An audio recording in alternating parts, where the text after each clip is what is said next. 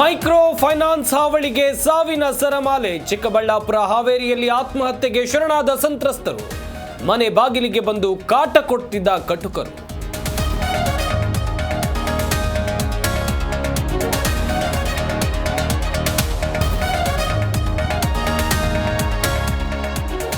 Finance ಕಿರುಕುಳ ತಡೆಗೆ ಸುಗ್ರೀವಾಜ್ಞೆ ರೆಡಿ. ಸಿಎಂ ಆರಾಮಾದ್ಮೇಲೆ ಕ್ರಮ ಜರುಗಿಸ್ತಾರೆ. ಬಡವರನ್ನ ನಾವು ರಕ್ಷಣೆ ಮಾಡ್ತೇವೆ ಎಂದರು ಡಿಸಿಎಂ ಡಿಕೆ ಶಿವಕುಮಾರ್.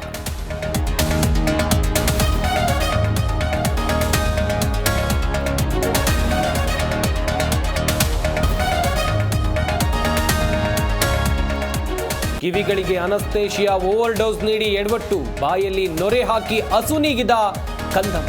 ಚಾಮರಾಜನಗರದಲ್ಲಿ 6 ತಿಂಗಳ ಹಸುಗೂಸು ಸಾವು.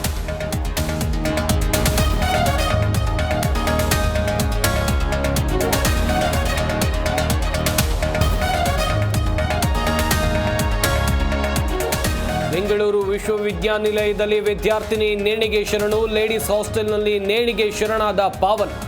ಜ್ಞಾನಭಾರತಿ ಪೊಲೀಸ್ ಠಾಣಾ ವ್ಯಾಪ್ತಿಯಲ್ಲಿ ಘಟನೆ.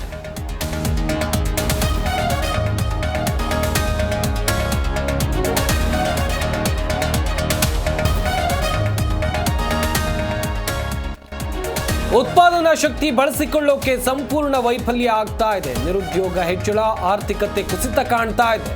ಸಂಸತ್ನಲ್ಲಿ ಮೋದಿ ಸರ್ಕಾರದ ವಿರುದ್ಧ ರಾಹುಲ್ ಗಾಂಧಿ ಗುಡುಗು.